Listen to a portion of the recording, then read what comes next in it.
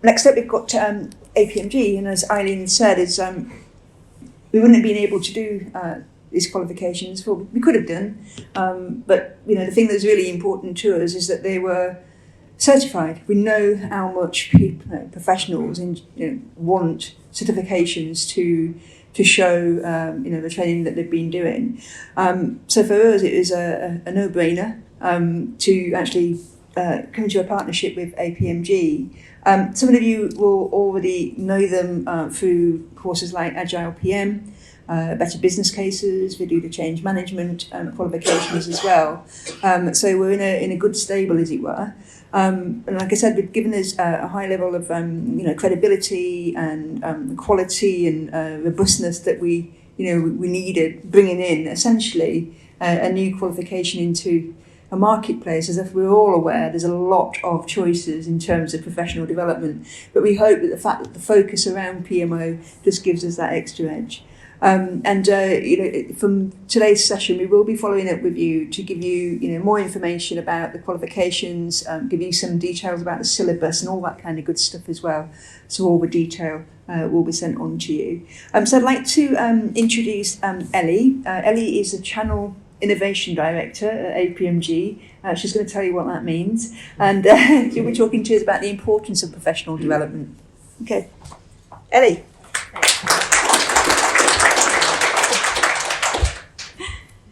Okay, so I clearly did not get the no slide memo, but I promise I will be brief. As Lindsay said, I'm Ellie Bowett, Channel Innovation Director for APMG International. I will not tell you what that means. I'm still working it out myself. And I'm super happy to be here today to kind of officially launch this group of qualifications. It's been a long road, a lot of hard work, and it's really great that we can now bring this to you and your team. So who are APMG? You've heard a little bit about this already. So we are a global accreditation certification body. Actually, this year we're celebrating our 30th year of existence. So that's quite exciting. Our job is to bring kind of high quality, consistent training and certification to the market. And we do that through a network of about 400 training companies that we work with around the world. A couple of them are here today. One of them you'll hear from straight after this conversation. These days, our portfolio is quite broad. We have certifications in cybersecurity, facilitation, change management, business relationship management. But actually, our history, our legacy is in project management. So we started life as part of the Association for Project Management and actually spent a couple of decades working with UK government on a little-known certification called Prince 2. So actually, it was a no-brainer for us to partner with House of PMO to bring these certifications to you. So we are driven by our purpose statement, which is to help organisations solve common business problems through sharing knowledge.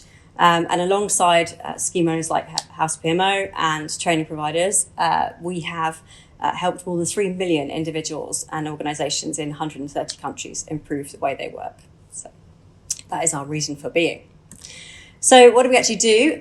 So essentially we find somebody who has an idea, or sometimes in certain cases they find us. And it might be a framework they've created, perhaps a method or an approach. The real key element for us is that it solves a business problem and it adds value.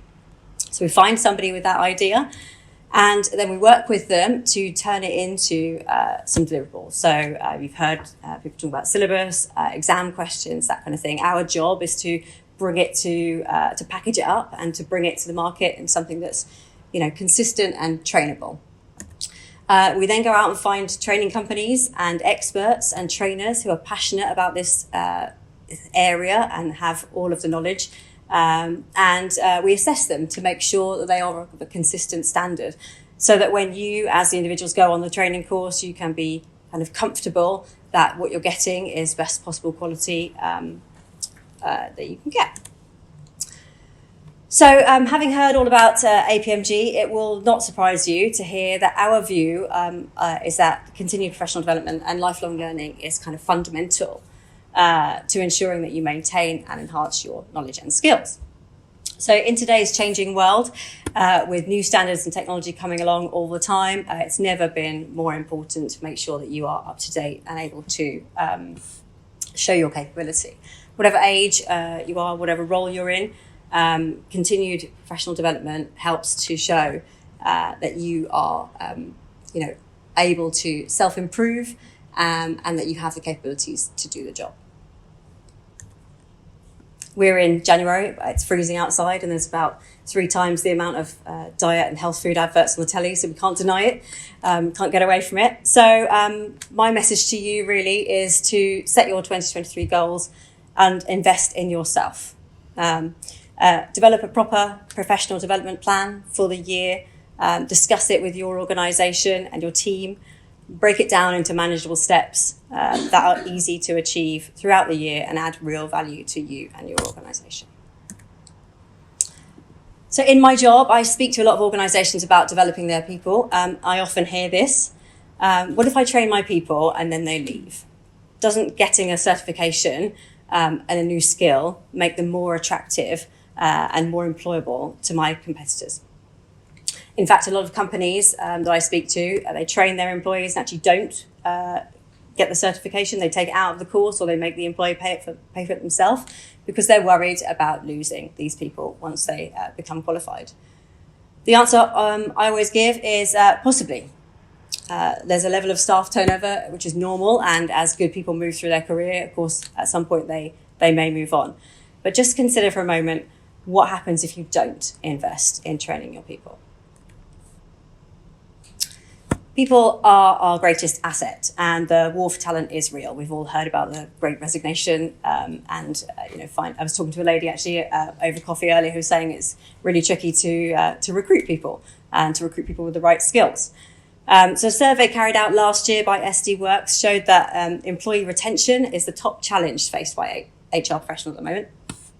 And remote working, brought on by the pandemic, has added to that. Taking away geographical barriers has opened up more opportunities for employees, and we're having to work harder to keep our talent. These surveys also show that proper professional development plans not only build capability in the organisation, but actually increase staff retention rates. So they help to keep people for longer. People feel valued. They feel like the organisation is investing in them. And they also, in addition to that, help to attract better talent in the first place. People can see that your organisation is investing in their people, training them and getting the right skills. It makes you more attractive as an employer, and you're likely to keep people for longer. So you've seen these a couple of times. These are the digital badges that go alongside the certifications. Once you pass a certification, you get issued with this little badge. These badges are dynamic. Behind the badge, when they're clicked on social media, are all the skills and the competencies that person has learnt during the training and has shown that they possess. So you can actually click on it and find out what skills someone has. People are really proud, as they should be, of achieving these skills. Just look at the statistics around our digital badges to see that. So last year, APMG issued just over 44,000 badges to individual candidates around the world. And of those badges that were issued, a whopping 96% of candidates accepted them. We do some cybersecurity courses that people don't like to shout that they've got. So there's some people that don't like to share that they've earned a certification. The Credly are the people that do the digital badge. The average is 67%. So these professional qualifications, people are really proud that they've achieved them. Of those 96% that accepted their badge, 89% went on to share them at least once on a social media platform, on LinkedIn or Facebook, or email it to their mum or whatever it might be. So this is kind of, for me, this is the modern day version of sticking your head teacher's award on the fridge door. So these digital badges appear all over the place. And as I said, you can click on them, go straight through and see what skills that person has. So if you are in the market for a new job, having one of these badges on your LinkedIn profile immediately tells an employer what skills and capabilities you've earned on doing that training course. So whatever your journey looks like, I would say my advice to you is kind of map it out with the end goal in mind. Where are you going and what is your route to get there? And do build in a good mix of professional certifications, on-the-job experience, and also coaching and mentoring. It's not all about those digital badges, but they definitely do feature as a stop along the way. Okay, so a great way to get started with this is to speak to one of our accredited training organisations. Eileen was mentioning them earlier, ATOs we call them. These guys have been through the ringer with us. We do check everything about them to make sure that the experience you're getting is top quality. Ian can attest to how difficult it is sometimes. So they are the very best in delivering training. If you're wanting to find a provider, look for this badge, the one that says Accredited Training Organisation on it. So they will have that proudly on their website.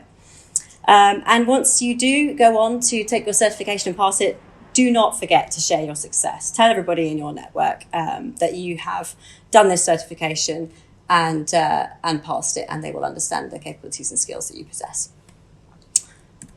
And that's all from me, really. So thank you. Thank you.